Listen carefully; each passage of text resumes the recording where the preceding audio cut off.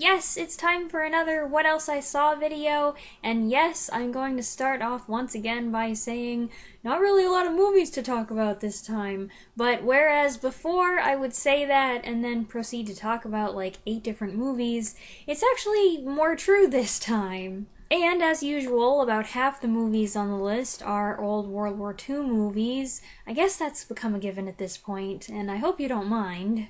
The first movie, in fact, is a war movie from 1951. This is The Frogmen. It's about a tight-knit underwater demolition team still mourning the loss of their beloved commanding officer. They don't take kindly to his replacement, a by-the-book leader who, according to them, can make no right decisions. Meanwhile, the Frogmen are tasked with several deadly missions. The film stars Richard Widmark and Dana Andrews. Man, I've seen a lot of Dana Andrews movies this year, haven't I? Widmark's the unpopular replacement CO, and Andrews is the tough guy, and they both play their roles well, but it amuses me to think that given the style of parts they played throughout their careers, they could easily have swapped positions and still be just as convincing. The movie also has key supporting roles from Gary Merrill and, Jeffrey Hunter. Movie number 2 is 1954's Stranger from Venus, which I guess is also sometimes called Immediate Disaster. This is a sci-fi movie, a black and white one, not colorized as I think this picture suggests. This film has a lot in common with the 1953 classic, The Day the Earth Stood Still, right down to sharing the same lead actress, Patricia Neal.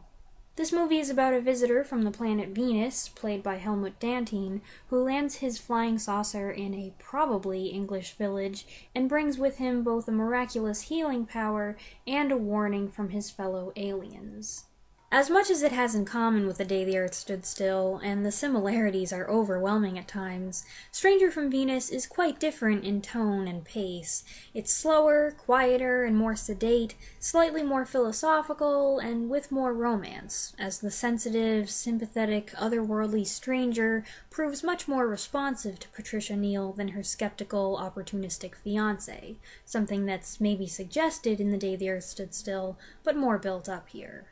It also has a couple good supporting characters in the Doctor, played by Sierra Luckham, and the Tavern Keeper, played by Willoughby Gray. It goes without saying, really, that I like The Day the Earth Stood Still better. It's one of those classic movies I grew up watching, but Stranger from Venus provides its own thought-provoking, almost poetic version of very similar events. Movie number 3 is 1939's Gone with the Wind. We watched it because my brother was talking about how he'd only seen it once around age 12, and he was sure there were things he didn't understand at the time, so I suggested he see it again. For my own part, this was the first time in years that I've seen the entire epic start to finish, or from overture to exit music, and once again, I'm reminded how much the movie's grown on me. I have done a video on Gone with the Wind in the past, a combined chat about both the film and the book by Margaret Mitchell. I don't consider it one of my best reviews. It's a little scatterbrained and sloppy, not really sufficient as a review of either the book or the film, and I wish I'd waited until I knew how to include photos in my videos before I reviewed such a gorgeous-looking movie. Anyway, in that video, I talked about how my feelings toward the movie have changed, partly as a result of reading and liking the book, and partly because, as I get older, I find my appreciation for the complex characters grows. These are complicated people, from different walks of life and with different ideologies, dealing with hardships in vastly different ways, though maybe not always the right way. And as I come to understand the characters and their motivations more, I also come to appreciate the performances more. Gone with the Wind is a remarkably well-acted movie, from the lead performers to the many, many unforgettable supporting actors. Plus the visuals, the cinematography, the special effects, the costumes, the music, and the scenery are delicious. So I'm quite content now with the fact that I've transitioned from disliking the movie to tolerating it to thoroughly enjoying it. The fourth movie on the list is another World War II film, None But the Brave from 1965. In this movie, a group of Marines crash lands on an unknown island in the Pacific, and soon discover they're sharing the island with a group of Japanese soldiers who have also crash landed. The film takes alternating looks at both sides as they negotiate the murky waters of a temporary truce in order to survive. This is a Frank Sinatra vehicle. He stars, though he's not the main character, and also makes his sole directorial effort. The movie has an interesting scenario, and I think there are a lot of things that could be done with such a story, and I liked it to a point. However, there were some things I found pretty distracting through the whole thing, and I'm sorry if any fans of this movie take issue with my complaints, but lead actor Clint Walker's style of delivering his lines made it hard for me to take him seriously. The overzealous soldier played by Tommy Sands, Sinatra's then son-in-law, was super irritating, and the Japanese lead, Tatsuya Mihashi, had his good performance undermined by bad dubbing in the scenes where his character speaks English. So this movie ended up being kind of a mixed bag for me. Movie number 5 is also sort of a war movie. It's Q-Planes, also known as Clouds Over Europe.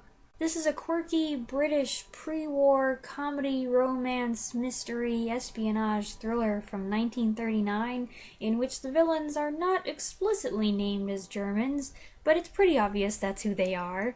Ralph Richardson stars as a member of the British Secret Service trying to ferret out what's happening to special aircraft that keeps disappearing under suspicious circumstances.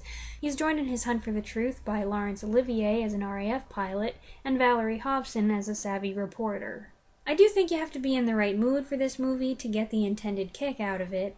You also maybe shouldn't eat anything while you watch it because there's a lot of fast-paced, very British dialogue, and if you're chewing on something, you may miss it. Fortunately, I did end up being in the right mood. Richardson's antics as a bumbling yet somehow brilliant agent were amusing, and he grew on me, and it was fun to see him and Olivier, both illustrious stars of British stage and screen, just being a couple of goofy, regular guys together. And that's it, really, except that I saw a good deal of a few Christmas movies already on TV, because 'tis the season for cheesy Hallmark Christmas movies. I don't really want to watch them. I can't help myself. Anyway, I hope you enjoyed this month's list, short as it was, and I hope you'll stay tuned for whatever I managed to come up with this month. Thanks for watching. Bye!